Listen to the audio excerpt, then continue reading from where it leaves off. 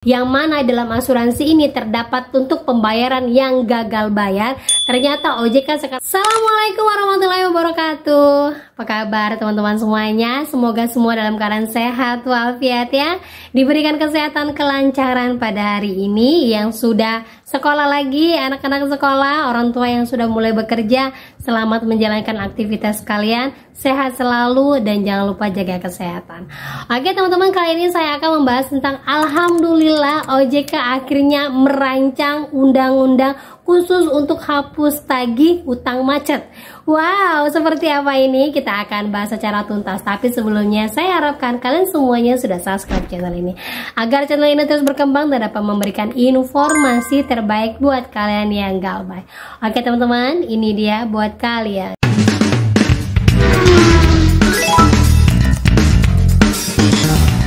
Oke teman-teman, sebelumnya saya mau perlihatkan dulu ya beberapa video yang dikirimkan ke saya. Mbak, ini ada video loh Mbak, lagi dikeroyok massa hampir saja koin gara-gara memaksa mengambil barang di tengah jalan pada saat orang mudik.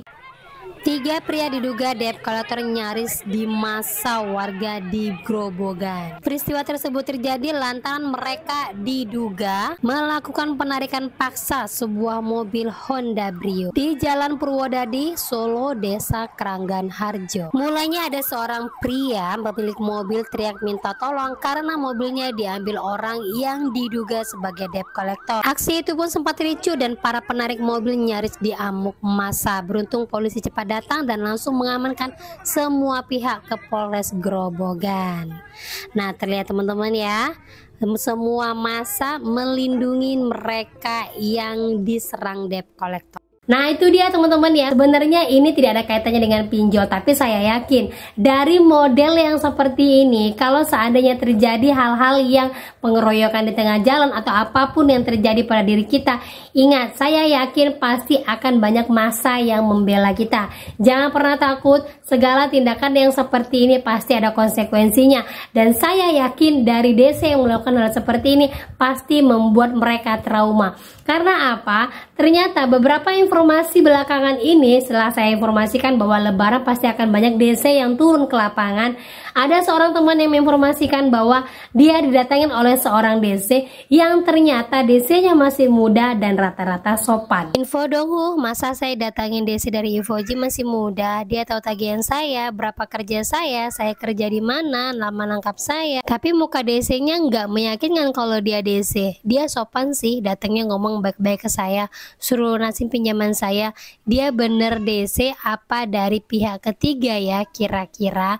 Dan ada juga yang komen seperti ini, cuma telah 1 bulan DC Kredivo udah datang, sopan sih tapi nggak ada duit buat bayar. Nah rata-rata banyak yang komen DC sekarang ini sudah mulai banyak yang sopan, walaupun banyak juga yang barbar, karena rata-rata tuh yang barbar hanya lewat WA, tapi kalau yang datang ke rumah sudah mulai sedikit sopan. Nah kalau yang model seperti ini ada yang bertanya apakah dia dari pihak ketiga atau dari pinjolnya langsung. Nah kalau yang model seperti ini masih sopan, masih baik, biasanya dari pinjolnya langsung. Nah kalau yang dari pihak ketiga biasanya mereka tuh datang ke lapangan tanpa bawa data yang bagus, data yang lengkap, data yang update, sudah langsung menagih. Nah kadang-kadang itu yang bikin emosi. Nah buat teman-teman semuanya, kalau DC-nya baik, sopan, kita juga berlaku baik dan sopan. Dan rata-rata orang yang datangin DC setelah menyampaikan seperti itu, DC-nya langsung pulang. Karena apa? DC baru seperti ini tidak mau banyak ribut seperti DC kebanyakan. Ya, oke lanjut lagi teman-teman. Jadi di sini saya baca sebuah informasi yang baru saja dirilis pagi ini yang mengatakan bahwa ternyata OJK sudah merancang yang namanya undang-undang yang nantinya akan dirapatkan oleh semua organisasi yang terkait dengan pinjol, baik itu dengan multi finance ataupun juga dengan pay letter dan perbankan dan pinjol-pinjol yang tergabung dalam P2P lending. Nantinya akan ada undang-undang yang dalamnya ternyata sudah dicatut tentang hutang hapus tagih kredit macet. Perancang aturan vintage lending perlu adakan rapat umum lender, ini kata AFPI. Nah, di sini dia informasinya teman-teman ya. Jadi sini OJK tengah merancang surat edaran Otoritas Jasa Keuangan perubahan tentang penyelenggara P2P lending. Dalam rancangan OJK tersebut tertuang aturan penyelenggara vintage lending perlu penyelenggara rapat umum pemberi dana atau lender dalam pengambilan keputusan tertentu. Adapun RUPD dilaksanakan dalam rangka sejumlah pengambilan keputusan, di antaranya restrukturisasi pendanaan hingga pengelolaan kualitas pendanaan bermasalah. Jelas ya? Di sini akan ada SEOJK di mana nanti adanya pengelolaan kualitas pendanaan bermasalah. Ini khusus yang gagal bayar. Dari sini aja udah kelihatan ya, akan ada SEOJK terbaru untuk yang bermasalah. Nah, kita langsung saja di sini. Dia menyebutkan sesuai dengan model bisnis industri P2P lending, kebijakan penentu untuk restrukturisasi wewenangnya ada pada pihak lender karena dana milik mereka, sehingga lender wajib menyetujui atau menolak keputusan tersebut. Kemudian lagi, lebih lanjut, Nailo menjelaskan pada dasarnya keputusan utama akan tetap berada di tangan vintage lending yang di bawah pengawasan OJK. Berarti ini yang jelas-jelas legal teman-teman ya, sebab lender bukan sebagai pemilik saham dari borrower ataupun platform lending, sehingga RUPD dinilai akan menjadi suatu wadah aspirasi saja.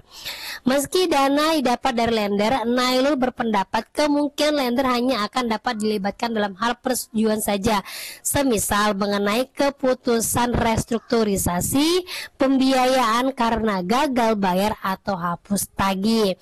Pada intinya, dia menilai semua keputusan utama yang menentukan adalah vintage lending. Jelas di sini teman-teman ya. Jadi akan ada SEOJK yang saat ini sedang dirancang oleh OJK dan juga para pinjol, yang dalamnya nanti akan adanya restrukturisasi pembiayaan karena gagal bayar atau hapus tagih.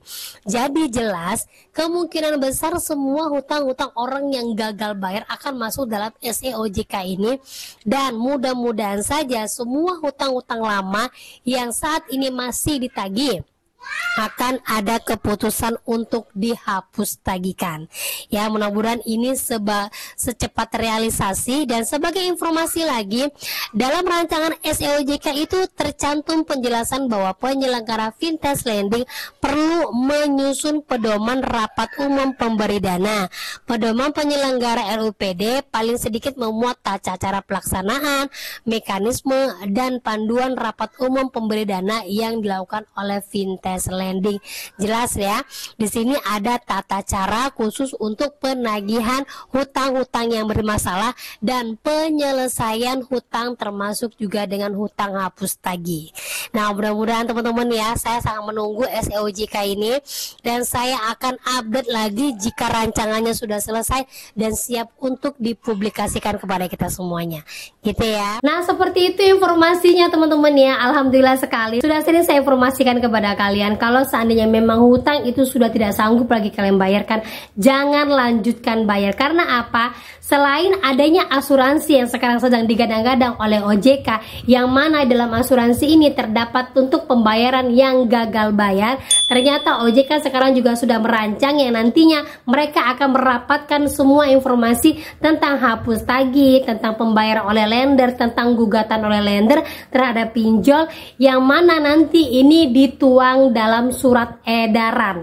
Nah, mudah-mudahan saja surat edaran ini cepat rilis, dan buat yang belum bisa bayar, semua pencairan untuk pinjol itu akan kembali kepada si pemilik uang, yaitu lendernya. Kalau seandainya lendernya menyetujui untuk pencairan, artinya apa? Lendernya siap bertanggung jawab atas segala risiko yang terjadi, dan risiko itu sekarang sudah dinaungi oleh surat edaran dan juga asuransi, dan mudah-mudahan cepat terrealisasi di tahun ini teman-teman teman-teman ya. Buat yang masih galbay, lanjut terus. Karena apa? Jangan pernah paksakan bayar, apalagi sampai menggadaikan harta benda kalian demi sesuatu yang belum tentu lunas. Kalau kalian bayarkan sesuatu langsung lunas, alhamdulillah, nggak akan jadi beban pikiran ataupun beban keluarga. Tapi kalian sudah menggadaikan sesuatu, menjual sesuatu, dan ujung-ujungnya tidak bisa melunaskan hutang yang kalian anggap ini beban, jadi lebih baik galbaikan saja dulu. Karena apa? Sejauh ini pinjol belum ada agunan, dan sejauh ini pinjol masih dalam wewenang OJK, dan saya yakin setiap yang galbay pasti akan ada jalan keluarnya. Oke teman-teman ya. Nah oke, itu dia informasi yang bisa saya sampaikan buat kalian semuanya. Semoga informasi ini menjadi mood booster, semangat baru lagi, dan teruslah untuk memperbaiki hidup kalian. Oke teman-teman, itu dia yang bisa saya sampaikan. Akhir kata saya ucapkan Assalamualaikum warahmatullahi wabarakatuh.